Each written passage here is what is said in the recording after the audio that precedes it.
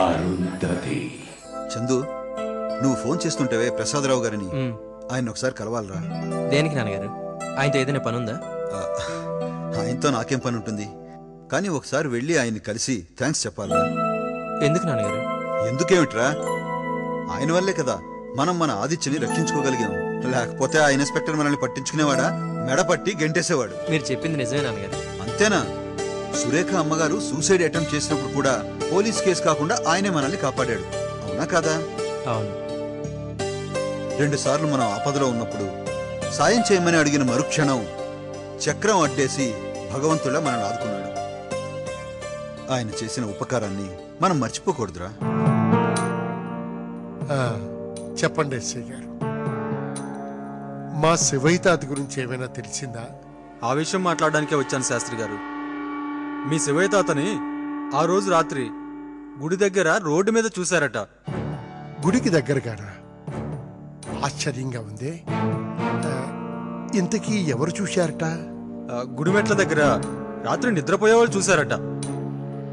మీ శివయ్య తాత రూమ్ లో దొరికిన రుమాలు బహుశా ఆమెదే ఉండాలి, అందులో సందేహమే లేదు.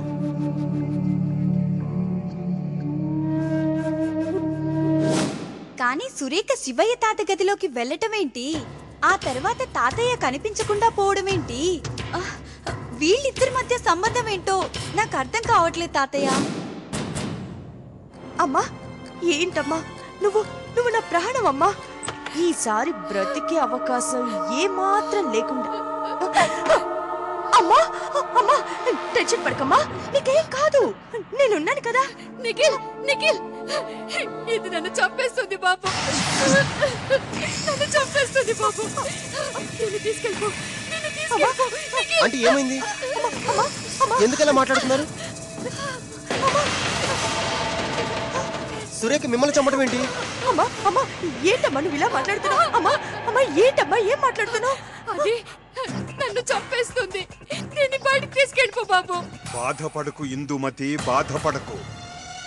మీ అమ్మని నువ్వు చంపాలని ప్రయత్నించావు, కానీ విఫలమయ్యావు.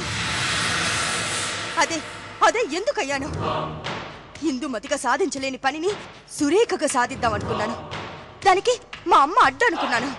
కన్న తల్లైనా నా ప్రతి పనికి అడ్డొస్తుందని చంపేయాలనుకుంటే చివరి క్షణాన 2 సార్లు ఆ నిఖిల్ గాడి మూలంగా నా ప్లాన్ అంతా పాడైంది.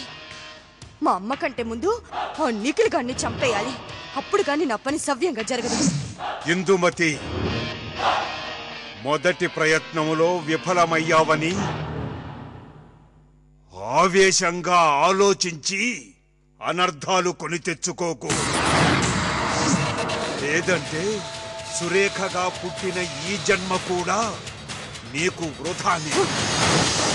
సాధిస్తాను శివయ్య, సాధిస్తాను.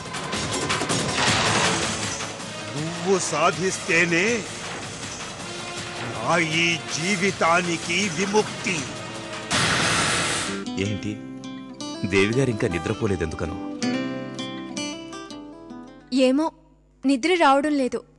అందుకే ఇక్కడ నిలబడి ఆకాశంలో చందమామని చూస్తున్నాను.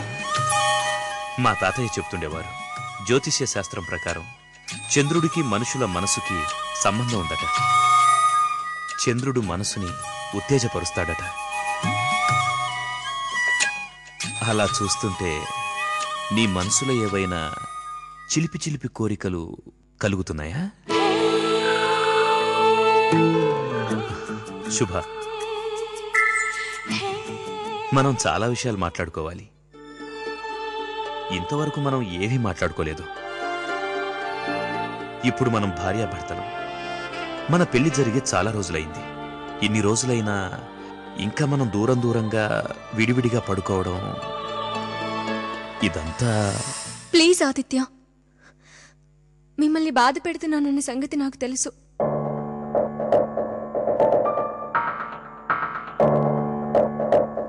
నాకు కాస్త సమయం కావాలి. జరుగుతున్న సంఘటనలు నా మనసులో ఏవో అలజడులు రేపుతున్నాయి.